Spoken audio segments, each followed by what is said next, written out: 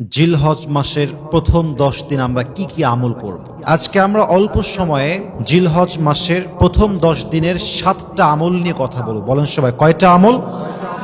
আমি খুবই ঠান্ডা মাথায় আমলগুলো বলার ট্রাই করছি, জাস্ট মেমোরাইজ করে নেবেন। এবং আমি শুরুতে দোয়া করছি আমি সহ সকলের জন্য আল্লাহ আমাদের সবাইকে যেন এই প্রত্যেকটা আমল করার তৌফিক দান করে। পড়েন সবাই আমিন।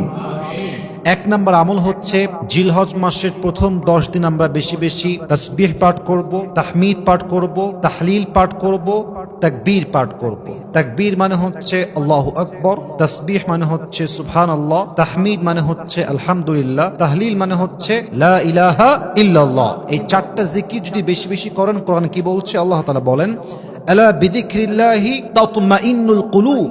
তুমি যদি তোমার মনের শান্তি পেতে চাও, মনের যে সুকুন, if you want to get the mental peace of your heart, যদি তুমি তোমার মনের প্রশান্তি খুঁজে পেতে চাও, মানসিক শান্তি খুঁজে পেতে চাও, তবে অবশ্যই রবের স্মরণ বেশি বেশি করো। যে বান্দা রবের জিকির করে, রবকে স্মরণ করে, তার মনকে শান্ত করে দেয় একজন। বলেন সবাই তিনি কে?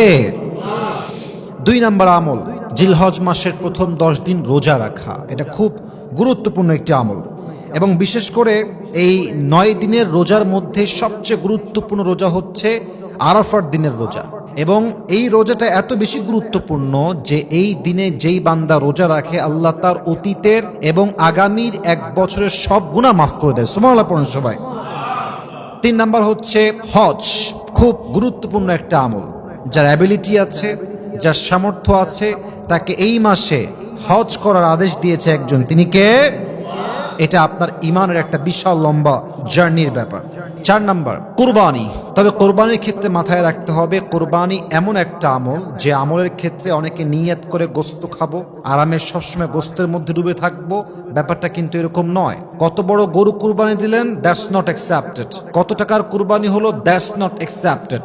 লা ইয়ানাল্লাহু লুহুমুহা ওয়ালা দিমাউহা ওয়ালাকিন ইয়ানালুহুত তাকওয়া মিনকুম। গরুর দাম, রক্ত, এগুলো কিছুই আল্লাহর দরবারে পৌঁছায় না। আল্লাহর দরবারে পৌঁছায় শুধুমাত্র তোমাদের অন্তরের তাকওয়া এবং আল্লাহর ভয়। ঠিক কিনা বলেন? অতএব গরুর গোস্ত আল্লাহর কাছে যাবে না, এবং গরুর দাম কত, গরুর প্রাইস কত ছিল, ইটস নট অ্যাকসেপ্টেড। মূল হচ্ছে আপনার হৃদয়ের তাকওয়া, ভয় থাকতে হবে একজনের। তিনি কে? 4 নম্বর আমল হচ্ছে কোরবানি করা। 5 নাম্বার সাপ্লিকেশন, বেশি বেশি দোয়া করা। জিলহজ মাসের প্রথম 10 দিন এতটা ফজিলতপূর্ণ একটা দিন, এমন একটা গুরুত্বপূর্ণ সময়। এই সময় বান্দা দোয়া করতে দেরি হয়, বান্দার দোয়া আল্লাহ কবুল করতে দেরি হয় না। সুবহানাল্লাহ পড়বেন না সবাই?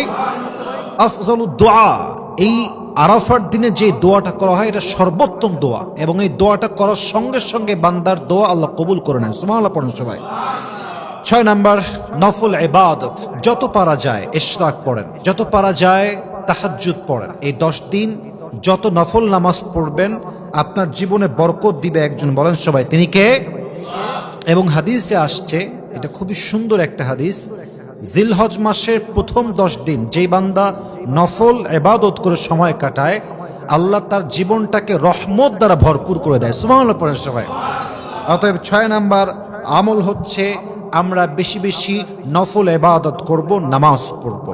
7 number, and that is the last one, final one, অবশ্যই জিলহজ মাসের প্রথম 10 দিন আমরা সবাই বেশি বেশি কোরআন তেলাওয়াত করব। কোরআন তেলাওয়াত এমন একটা দামি আমল, বান্দা যখন কোরআন তেলাওয়াত করে মনে হয় যে বান্দা দুনিয়াতে বসে বসে জাস্ট মুখ নাড়িয়ে নাড়িয়ে তেলাওয়াত করছে, বাট ব্যাপারটা এক্স্যাক্টলি এমন নয়।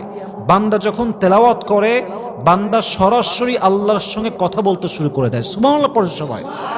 অতএব আমরা সকলেই ট্রাই করব আমাদের সোলকে, আত্মাকে শান্তি দেওয়ার জন্য এবং নিজেদের আমলকে আরো বেশি ডেভেলপ করার জন্য সবচেয়ে বেশি আমল করব আমরা এই 10 দিনে বেশি বেশি কোরআন তেলাওয়াত করব। রাজি আছেন তো ইনশাআল্লাহ? আমি যে 7টা আমল বলেছি, আল্লাহ তাআলা আমাদের সবাইকে এই 7টা আমল অনুযায়ী পরিপূর্ণরূপে অ্যাপ্লাই করার তৌফিক দান করুন। পড়েন সবাই আমিন।